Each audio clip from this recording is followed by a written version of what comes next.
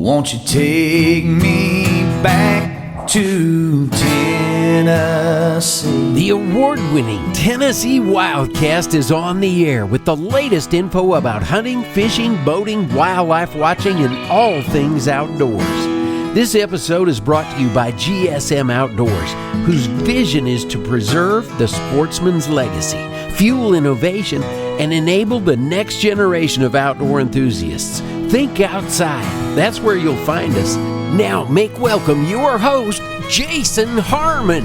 Hello, everybody, and welcome back to Tennessee WildCast. We're glad you're tuning in. Thanks for watching. Thanks for listening. We got a follow-up show for you today. We are kicking back off from a story we left off from last week with some folks from East Tennessee. Shelly Hammonds, our lieutenant colonel. Jeff Prater, Region 4 lieutenant. Justin Pinkston, wildlife officer in Region 4, and Mr. Matt Cameron, our communications coordinator and officer there. He's helping me co-host today, but we're reflecting on the events of Hurricane Helene today. And last week we touched on one of the first stories that involved these four in front of me, and we're going to keep that story rolling, but then we're going to touch on another one and just continue to share of how it affected that area and how it affected these guys in front of me. And they were recently honored with a Valor Award at a commission meeting in Memphis, Tennessee, and we're just proud of them, proud of the work that they do and the 100% above and beyond efforts that they give to help people and wildlife, and they give 100% in their job, and we just appreciate the work that they do and want to highlight them here today. So we left off last week with Dave Fender Road. Jeff was telling us about a rescue going on there, and all these guys are involved in that. Shelly's holding the boat to the fence, making sure it doesn't roll away, and Justin's keeping the engine running, and it's clogging and struggling there, and Jeff's in the water trying to rescue this guy and his animals. And so we're going to pick it up there and let you continue that story, Jeff, so everybody can just catch up on that, and then we'll continue through. Yeah. So I believe that I just talked about that the beagle had gone by me, and I swam over and got the dog, and I was making my way back to the boat, and Brian had made his way down to the doorway, and he started yelling that he was stuck. And Brian's the guy in the house. Yeah. Yeah. Yep. And so I got the dog back to the boat, and I'm going to pass it back to Justin here. Yeah, so after Prater Michael Phelps, after the second dog swimming across the yard, Brian started yelling, "I'm pinned." And so I can see him kind of in the corner on the other side of the door, and he's yelling, "I'm pinned." He's screaming. And I looked at Shelly, I was like, "You got the boat?" And she's like, "Yes." So I pulled the kill switch off, and I jumped in and got to him, and my thought process was, all right, he's pinned. I'm going to pull him out into this fast water. He's got a life jacket on. I got a hold of him.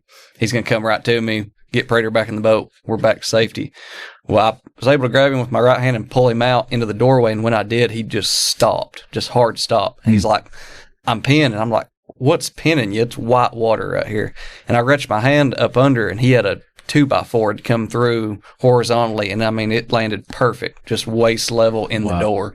So he's stuck, bent over it, and I'm keeping his head out of water, and stuff inside the house is piling up behind him. And I'm telling him to flip over, and he can't get his legs up. And what felt like an eternity is only a couple of minutes. Prater was able to make his way back up there. We was both kind of trying to figure something out, and I was pushing on this board. I mean, couldn't move it. It's welded to the house. I was trying to pick up, push back, couldn't move it. And eventually, I was like, I got to go underwater or something. I got to get under this board, like the clock's ticking on this guy. And I was able to get about chin deep in the water and get my hands up under that board and kind of squat it up. And man, you talk about divine intervention. I swear, God and angel, someone helped me pick it up, because from not being able to move it to I was Hercules, it picked right up. Wow. And here he come flying out of the doorway into Prater's arms and caught him. He got wrapped up in the rope, and we got him free, and he had to rest for a second. He just went through an extremely stressful, strenuous incident right there. That water and everything. Yeah. I mean, he was whipped. So I got back up in the boat. Lieutenant Colonel still holding on to the house, holding a 1860 John boat by herself. Get back up in the boat, get Prater up in the boat, and get Brian in the boat. So we've got 3 of us and 2 dogs, and we're about overloaded in this boat. From head to toe. Yeah, I mean, wet. So And at this point, I look up, and there's one power pole left in the field up. The block building's falling that we're beside of. Because you rescued a guy off that block building. Yeah, it's down. Yeah. Almost completely. It's hollow. Mm-hmm. Just the sides are holding it. There's one power line up. I'm like, we have to go now. And we were able to take off. Motor's still not running 100% because the silt. We was able to, we went 5-10 feet from that power pole to avoid the power lines. And we're getting passed by hay bales, by fabric. And houses. Yeah, I was like, just trust me, we're going to make it back. The big man's with us. And we got nothing in the prop. We made it all the way back, limping. The boat was running probably 75% just because it couldn't suck enough water to cool itself. And thankfully, we was able to make it back. And then we was like, great, we saved people. We decompressed a little bit. Like, let's find out where we need to go. And we kind of learned that we were trapped. A couple of bridges had fallen, and we were kind of stuck on an island there for a bit. Water was across the road where we come in at. And we kind of went up the road to, I believe, Fender's little produce stand. And me and Prater had to clean out our Glocks because they were solid mud. Y'all go in equipment and everything. Yeah, we had everything on, life jackets. So everything was soaked. You about couldn't have pushed a pencil through Prater's barrel of his gun. Wow. So we cleaned our Glocks out in a cattle trough right there beside the road. And then some individuals came up and they was like, hey, there's 15 people stuck on a barn down here. And we was like, all right, part 2 of this rodeo. So at this point, you're about to go rescue some folks off of a roof. Mm-hmm. Is this the same boat? Same boat. Running 75%, just trusting that it's gonna go. Yeah, so we went up there and found out that there was 15 people trapped on a barn. We was using our binos, and there was 2 people stuck in a tree up above it. And, the water was probably 10, 12 feet up this tree, and these 2 guys are up in the top of this tree. So we backed the boat in, and Matt was there with me, and so at this point, Matt's come. Matt showed up there with us. This spot. We showed up at the other spot and saw them coming back in with Brian and his 2 dogs, and they were decompressing. There was a sigh of relief. They had made this rescue, and it was they're joking about it, and I really had no idea what had just went down. I knew they were wet, knew they got in the water, but I'm like, Jeff, you wade out in the water, you get somebody, put them in the boat, and you bring them back. No, you see what went down. It was amazing. Madness. So we're talking and chit chatting, and I'm just amazed at everything. So it kind of gassed me up a little bit. I'm like, man, I want to help somebody too, Yeah. And so we ended up there at that produce stand. That's when that guy came and got us, took us up there, and pulling in. It's like the only way I can describe what we saw was like an apocalyptic movie scene. Like you see a barn, it's probably a quarter mile away. It's a ways out there. People on it doing this, and you can like look up in the tree. There's people in a tree, and there's a guy on the shoreline there handing me a phone, and it was a man that owned the farm, and he's like begging, "Can you help our people? Can you go? I'll pay you anything you want us to pay." We're like, "Bro, we're here to help, man. If we can help, we will." Yeah. And we said, "Well, there's some guys in a tree. We're going to try to get them first, and we'll see." After that, we figured they were the priority because we felt like that tree would probably go before. As a Bradford pair. Yeah, we've cussed them things up one side and down the other. Those break with a 10-mile wind or something. Yeah, it's still there to this day. Yeah, believe it or not. But anyway, so we backed the boat in. Cameron's standing there, and I can he has this look in his eyes, like, Matt, get in the boat, like, let's go. And so many people. All of us couldn't go, and I need someone to help me in the boat. So I was like, let's take 2 because there's a lot of people who are going to be making trips. And I tested the boat, and we were in a tomato field with some slack water, and boat's running great. 100%. And I was like, well, I must have blew out what was in the engine. Miracle, yeah. And still, I'm not processing, out there in that fast water, that silt is way up in the water column, and that engine can't run properly. But over here in the slack water, perfect. Just leisurely boat ride, running 100%. I'm doing donuts in the field. It's running good. So I felt like we were safe to go.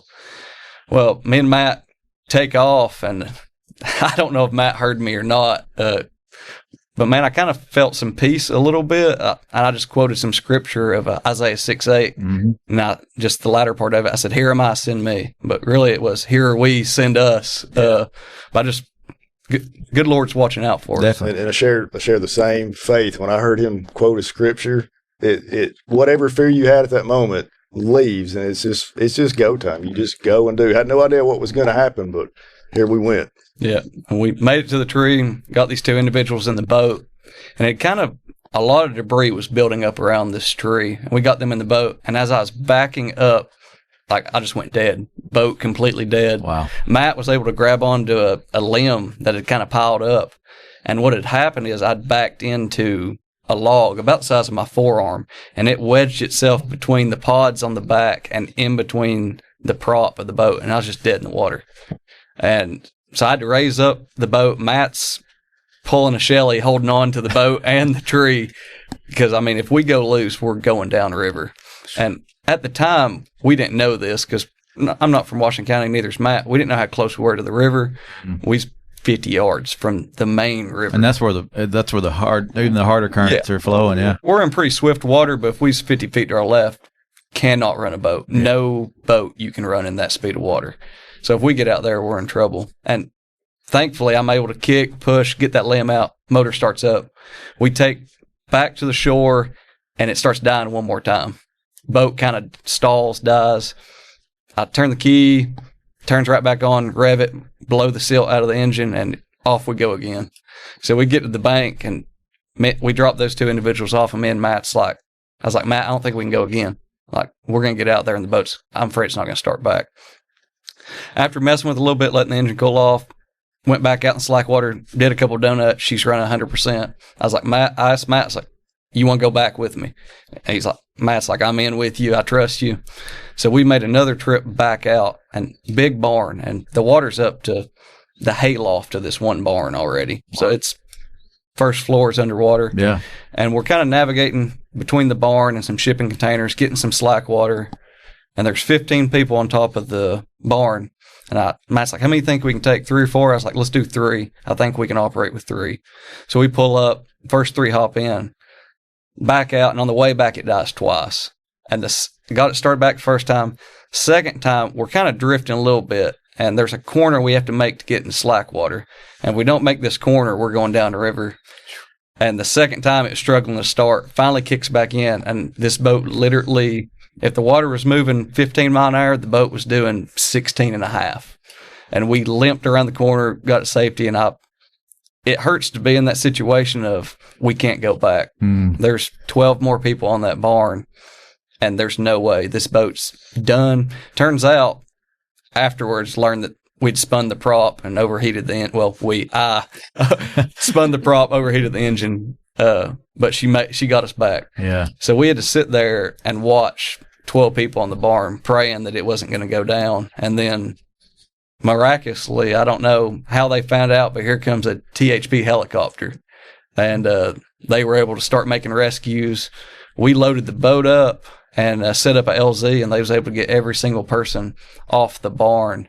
And the owner of the farm, the manager, can't remember, he was the last person. He sent all of his workers before him, and he was the last person out because he wanted to make sure all of his people got out. So that was a friend of the owner, Javier's the man that owns it. This is Joshua Clayton. I became pretty good friends with the man. Probably ought to get him on the podcast. Yeah. He's got an incredible story to tell about his experience of ending up flooding out of that house, busting out a window, daisy chain from the guys on top of the barn, the workers form a daisy chain, catch him and this woman that's with him as they drift by.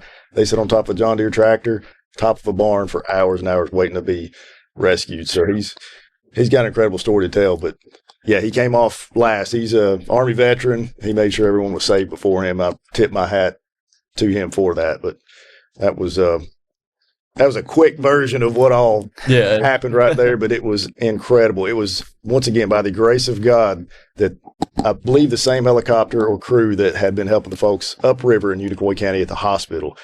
There was 50-something people that they rescued up there. I believe they were coming down the river looking for other folks to rescue. They saw the folks on top of that barn, landed on it, and I've got some footage that one of the workers sent me that we have permission to use from that perspective of this chopper landing and them getting in it and flying back over.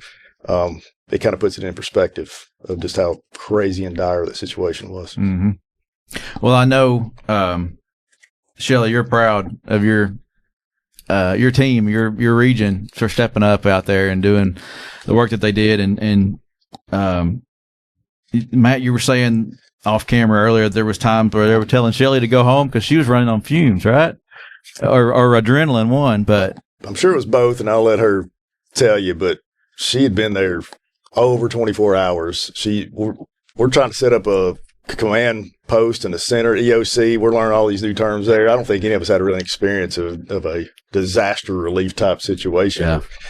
Anyway, she'd been there a long time. We're like, Shelly, please go home. And she looked me in the eye. She said, Matt, I'm from here, and these are my people, and I'm not going home. Yeah. And it was one of those, yes, ma'am, step back and salute and let her do her thing. And she may have left for a few hours there one time and got some sleep for over the course of several days. She might have slept a few hours, but she was a rock star and knocked it out of the park. So she won't say this, but like when I was talking about we were trapped, finally the water dropped down enough and bridges were out. We had to take back roads up the mountain to get to Cocke County. And me being from Greene County, I was like, hey, I think I can get us down some goat paths, like some roads that not many people know, and I can at least get us like South Greene, a little bit closer to Cocke County. And Major's like, Lieutenant Colonel now, if you can get us there, I can get us the rest of the way. And there was cops blocking the road, like, you can't go that way. And I was like, I think we can.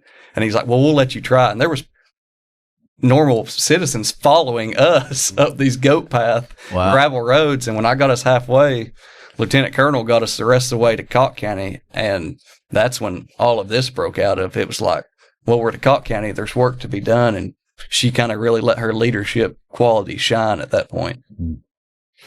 That's awesome. You going to say anything? She's being quiet. You better, because I'm going to jump in if you don't. So I will say at the same time this is going on, we had officers in Unicoi County that were trying to make rescues. They were evacuating people, but they were trying to make rescues, and they were having to stand there and watch people may or may not be able to be rescued because they couldn't get their boats out there to them. And also in Cocke County, at the same time, we had a lot of officers out there that were evacuating people along the Pigeon River and the French Broad. They were coming up really, really fast. So by the time we were leaving Washington County, we knew we needed to head back to Cocke County. That's where the critical flooding was still occurring. I won't say the Nolichucky, it was going down a little bit. I mean, the water was receding. We were able to get out, but it was kind of maybe paused, like that emergency response in Unicoi was kind of paused. Not that people were necessarily out of danger, but it wasn't getting worse. Okay. So when we headed back to Cocke County, we got there, and I think it was late of an evening, 10 o'clock maybe, when we got back to Cocke County, and we were still sending guys out to try to make rescues, and it was mostly by foot. We had our boats with us. We did use some UTVs in some situations, but a lot of it was by foot, wading in. Shallow enough to where you could make the rescue. Shallow enough, waist deep, and it was current. Yeah, it was water that was, current water. There was some flow to it, but it wasn't like the middle of the river where it's 5 to 10 foot swells like we had seen, up along the Nolichucky, and you could see in the Pigeon too. It was nasty. But our guys that were in Cocke County and Unicoi, they saved lives. 100%. Oh yeah, there's some stories we haven't heard yet. I'm sure we'll share more of these, but yeah. There's like you mentioned, they're there watching and just can't because of the situation, but wanted to. Right. But even just evacuating people, they save lives because a lot of people lost everything. Yeah, definitely. And a lot of people are still displaced. Even TWRA family, I've heard some stories, and I don't know if we want to share those or not, but like some folks lost part of their homes, some Century Farms, and things have been in the family for years, and it's tough on everybody. George Birdwell, Steel Hollow Farms, Greene County, house built in 1860. Civil War area, historic register home. It's got 10-foot ceilings in it. Water was in the second floor, 6 feet in the second floor of this home. It was incredible. Every other house that would have been flooded that way would not still be there had it not been built when it was and how it was built, with 200-year-old chestnut, old growth framing in it. It's miraculous. Now, it destroyed a lot of stuff inside of it. We've all been up there. A whole army of TWRA officers and staff came up and helped them clean that home out. Family heirlooms.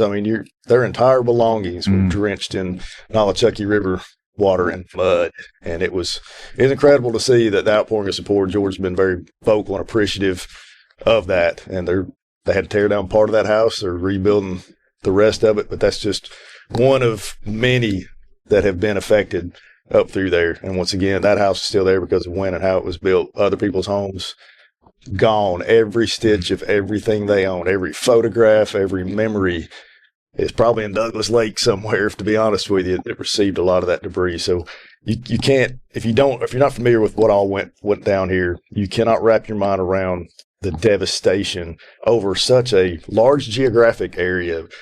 North Carolina all the way downstream, hundreds of miles, dozens of counties, hundreds if not thousands of people affected, and their lives will never be the same because of what happened there. Mm-hmm. And I've never been more proud to be a TWRA officer. I think they would probably share that sentiment.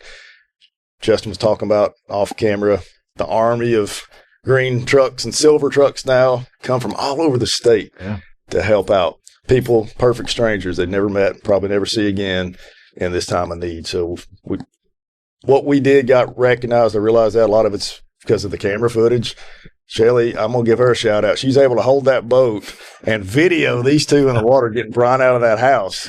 Mind blowing footage. I'm the PR guy, the camera guy. I didn't get any footage of anything because I'm in the boat hanging on, hoping I don't go overboard, and Justin's got to rescue me, so I didn't dare let go and get my camera out. So props to you for what you did.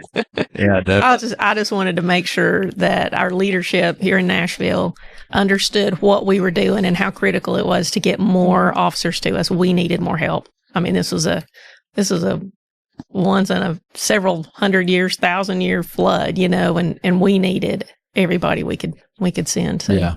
Well, and at the commission meeting, they were reflecting on y'all's efforts and everyone's efforts. And I know Dale Grandstaff and Matt Majors were all, they were calling in and checking in and making sure you had what you needed. And I know the Director Maxedon showed up and was there to support and help do what he could or get the teams out there that needed to be. So I think it was a great effort statewide. I mean, I saw people's faces from Region 1 out there, working and helping. And so it's amazing how everybody stepped up. And again, y'all put in it's hard to describe the work and the effort that y'all put in. So just know it was amazing, and we very much appreciate it. Now, Jeff, you were going to say something if Shelly didn't. Did you want to share? Yeah, she's very humble, and I thought she might hit on it, but I steered her and she went down a different trail. But what I wanted to say is, from my perspective, I was involved on that Friday and that real critical incident, and then after that, I worked in Unicoi County for a couple of days doing trying to look for recovery. Mm-hmm. And then I ended up in the EOC in Greene County. So what I wanted to say from my perspective is the leadership that I observed from Shelly throughout this was just amazing, considering that I know she doesn't have a lot of experience or maybe any experience in it. So I got to watch her, the communication with the support from the director's office and the colonel's office, and then all the relationships she was building with all of these sister agencies. And then she's got stuff going on in 4 different counties, maybe more. So there was a boat accident in Granger. Right, yeah. So I just wanted to say, from my perspective, the kudos of the leadership that she showed and the support from the director down was amazing. And I feel like the relationships that were built are going to continue. And if we ever run into this scenario again, they're going to reach out because they know what assets we have. And I feel like that she did an amazing job. Yeah. 100%. No doubt that you guys are prepared. The training that we go through. I mean, you're probably you're the freshest officer in this group. And did you go through the academy I was 001? Okay, the first academy here with the agency. That just goes to show the training and everything that's put in there, and teaching you guys how to act in these situations or not control them, but just go to work in them and make things happen. It's the agency's got some good things going here. Great people, great work. Yeah. Else about this is not a flex, but we're not a rescue agency. Yeah. That's not what we're out there to do. And we're not really geared for the type of incident that specifically that they put themselves into, getting Brian out of that home. Should we be? Do we need more training? I mean, who can ever predict when and where something like that's ever going to happen again to put us in that position to do what we did? But I just commend them so much for their selfless acts of heroism. They did what they had to do. They've all said they'd do it again if it happened tomorrow. Mm-hmm. And some people have been critical of us putting ourselves in that environment. And I get that. We really didn't belong out there. I mean, me and Shelly and Jeff we ain't spring chickens no more. I'll just be honest with you. Justin is, but I fed off of seeing them. I hired in with Jeff in 2003, known Shelly forever. Justin's young and full of piss and vinegar, if I can say that. I fed off that. I'm like, if they're going to do it, I'm going to do it with them. And man, we're just, once again, we'll give God all the glory for allowing us to be there at the right place at the right time and have just enough boat and brains, or lack thereof, to be able to do what we did and to help some folks out. And it's something I'm eternally grateful for. Don't forget these people that are still affected by this, that lost everything they own. People in California that are going through something similar, only in a different way with the fires out there. None of us are promised tomorrow. You know, you live every day like it's your last. Live it to the best that you can. Be prepared. Yeah. I don't want to go get too religious on you, but if I can, you said selfless and enough attention of us, but the officers across the state that said at a drop of a hat, told their families goodbye, I gotta go, don't know when I'll be home, and they hopped in the gray truck and pointed her east to come help. Yeah, and that just speaks tremendously about this agency, and I'm extremely honored to be one of the few. So yeah, and then those families that are at home, praying and that their loved ones come home. Look, one more thing. They didn't realize what was going down. That video made it onto Facebook. Jeff's wife saw him and water coming over his head and dogs and people, and it got real pretty quick, I guess, for her, didn't it? Yeah. Thankfully, I was able to get in touch with her fairly quickly. Yeah, good. Let her know that everything was all right. But yeah, she figured it out by social media. Yeah. That's always great. Yeah. Right. Oh my! Well, I appreciate you all sharing, being willing to open up, and just thank you for the amazing work that y'all do in normal day situations and the situations that we've discussed today. So, if you want to keep helping, just you mentioned this earlier, just keep reminding people of these stories, and if you see a need, jump in, help them out. If you want to read more about this. The work that these guys have done, guys and gals, you can subscribe to our magazine. There's an article in there that we recently put out, but just stay connected with us, and we appreciate y'all tuning in and watching and listening. This is Tennessee WildCast, and we'll see you next time. Stay connected with TWRA by visiting our website at tnwildlife.org and follow us on Facebook, X, and Instagram. Join us as we celebrate 75 years of conservation in our great state.